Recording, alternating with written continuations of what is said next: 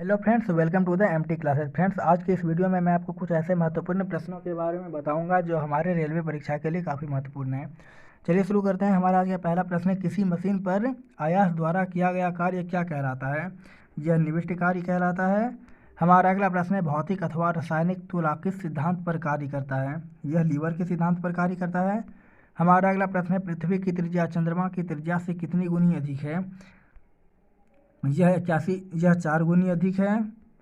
हमारा अगला प्रश्न है, सूर्य के लिए पलायन वेग का मान कितना है? इसका पलायन वेग 42 किलोमीटर प्रति सेकंड है और चंद्रमा का पलायन वेग 2.67 किलोमीटर प्रति सेकंड है। हमारा अगला प्रश्न है, जल का पृष्ठ तनाव किस तापमान पर शून्य हो जाता है? यह 643 केल्विन पर शून्य हो जाता है। हमारा अगला प्रश्न है, डेवाई किसका मात्रक है? डेवाई वैद्युत द्विध्रुव आघूर्ण का मात्रक है।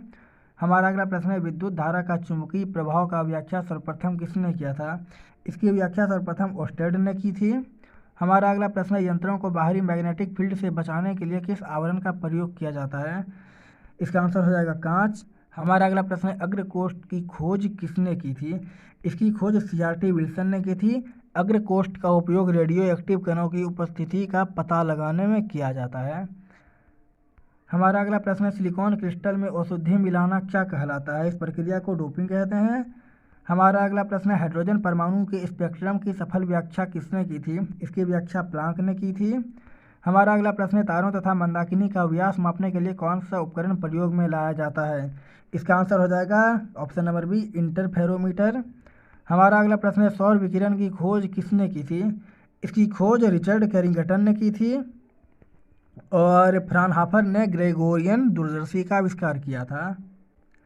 हमारा अगला प्रश्न है, केंद्रीय गंगा प्राधिकरण की स्थापना किस पंचवर्षीय योजना में हुई थी? यह 7वीं पंचवर्षीय योजना में हुई थी। 7वीं पंचवर्षीय योजना का कार्यकाल 1985 से 90 तक रहा था।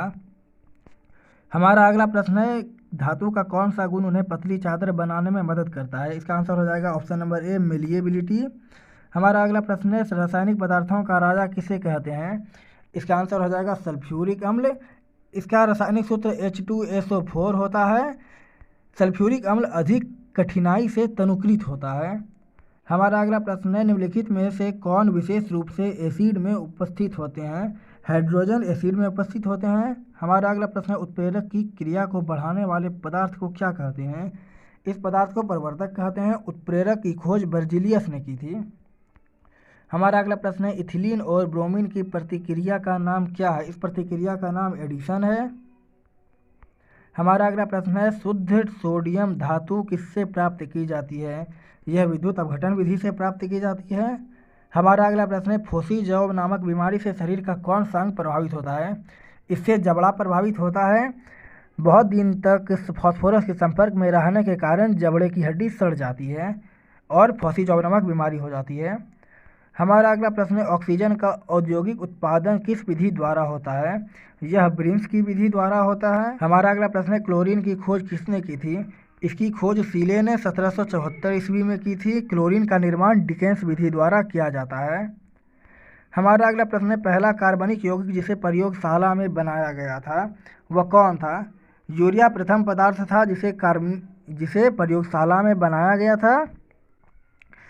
एल्डिहाइड की बात करें तो इसका सामान्य सूत्र CHO होता है और एमीन की बात करें तो इसका रासायनिक सूत्र NH2 होता है। हमारा अगला प्रश्न है, जैव शक्ति के सिद्धांत का प्रतिपादन किसने किया था? इस सिद्धांत का प्रतिपादन बर्जिलियस ने किया था। केवेंडिश ने हाइड्रोजन की खोज 1774 ईस्वी में की थी। लोकेयार ने हीलियम की खोज की थी और सीले ने क्लोरीन की खोज की थी। हमारा अगला प्रश्न है, औषधि बनाने में किसका प्रयोग किया जाता है? इसमें इथाइल एमीन का प्रयोग किया जाता है। हमारा अगला प्रश्न है, डेमोलाइट किसका अयस्क है? यह मैग्नीशियम का अयस्क है। हमारा अगला प्रश्न है, इलेक्ट्रॉन के आवेश का आविष्कार किसने किया था? इसका आविष्कार मिलिकन ने किया था। यूरे और वासबर ने 1932 ईस्वी में भारी जल की खोज की थी। भारी जल का रासायनिक सूत्र D2O होता है।